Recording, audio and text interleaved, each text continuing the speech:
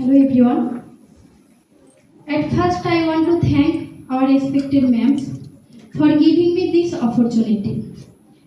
Welcome to a special segment on World Heart Day 2022-24, which is celebrated by World Health Organization on 29th of September every year. And the theme for this year is Use Heart for Action. Today, we are diving into everything you need to know about healthy heart, why it matters, and how you can make a difference. Let's get started. Firstly, आप सबको मैं कुछ question करना चाहती हूँ. हम सब में से किस को अपनी हेल्थ स्कोर के बारे में पता है? अपना बीपी यानी ब्लड प्रेशर लास्ट कब चेक करवाए थे? आप पूरे दिन में जो मील या स्नैक्स लेते हैं उसमें हेल्दी पोर्शन कितना है, हैवी या नहीं? और फिजिकल एक्टिविटी घर के कामों के अलावा योगा, वॉकिंग, इन सब में वीकली कितने दिन आप खुद को इन्वॉल्व करते हो? क्या आप सबको पता है कार्डियोवास्कुलर डिजीज यानी कि heart related problems are the leading cause of death?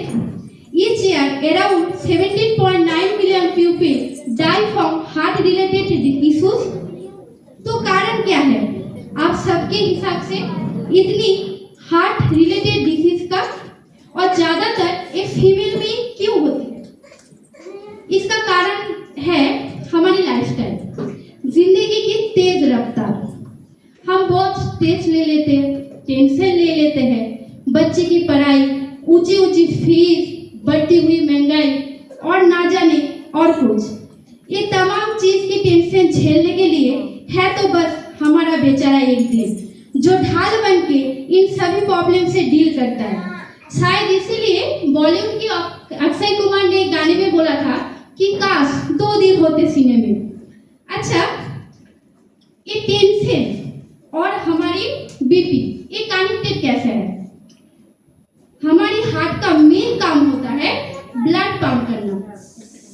इसमें हमारे पूरे शरीर से जो CO2 यानी जो अशुद्ध रक्त है वो हमारे हार्ट में जाती है और वहां से सर्कुलेट होके शुद्ध रक्त यानी कि O2 रिलेटेड रक्त हमारे पूरा शरीर में आ जाता है.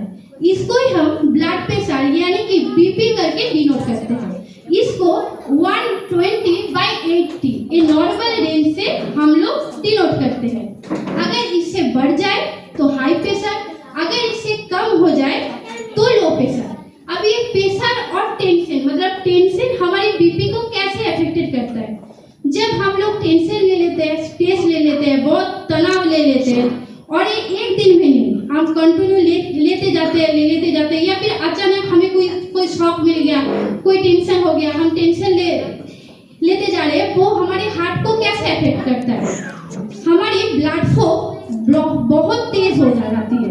तो क्या करना पड़ता है? हमारे हार्ट को और ज्यादा ब्लड पंप करना पड़ता है, उसमें जोर लगाना पड़ता है जिससे हार्ट अफेक्टेड हो जाता है. उसका ऊपर एक प्रेशर आ जाता है. और क्या होता है? जब बीपी हाई हो जाता है, टेंशन से हमारी बीपी हाई होती है, तो बीपी हाई होने से क्या होता है? हमारे शरीर में हार्ट ब्लड को बहुत स्पीड से पंप करता है. तो हमारे शरीर में ऐसे बहुत सारी जगह है जहाँ पे रेशों से भी पतला नस मौजूद होता है. तो क्या होता है? वहाँ पे वो नसें फट जाती है जिसके कारण हमारा इंटरनल वेन हेमरेज, हमारे वेन स्ट्रोक जिसे बोलते हैं, वेन डेथ जिसे बोलते हैं, हार्ट अटैक, ये सब हमें हो जाता है. तो इसीलिए स्ट्रेस थोड़ा कम लीजिए और जस्ट चिल. अभी some tips to healthy heart. Do not wait for your heart to break down. See the doctor before it's break down. Every pupil passing the age of 30 go to a CT scan of our heart or preventive checkup.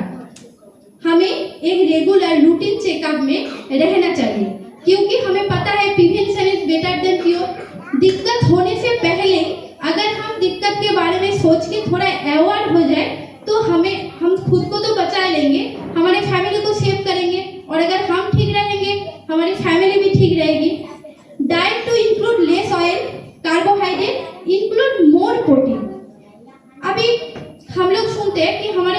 में cholesterol high हो गया। Cholesterol हम सुनते हैं खराब है, heart blockage कर देता है, लेकिन ये कोलेस्ट्रॉल है क्या? ऑयली खाना मतलब चर्बीदार चीज जो हम खाते हैं वो अगर हमारे शरीर के लिए फैट अच्छा होता है, फैट चाहिए हमारे शरीर को हील करने के लिए, फैट चाहिए, लेकिन उसका एक क्वांटिटी है। हम अगर उससे एक्सेस इंटेक करने लगे, खाते रहे तो क्या होता है, हमारे शरीर में फैट ऑलरेडी फैट फॉर्म में ही आ जाता है। अभी वो फैट क्या करता है, हमारे ब्लड में तैरता हुआ बसा, मतलब आप अगर लिक्विड के ऊपर तेल डाल दोगे वो जैसे फ्लो करेगा वैसे हमारे खून में वो फैट घूमता रहता है।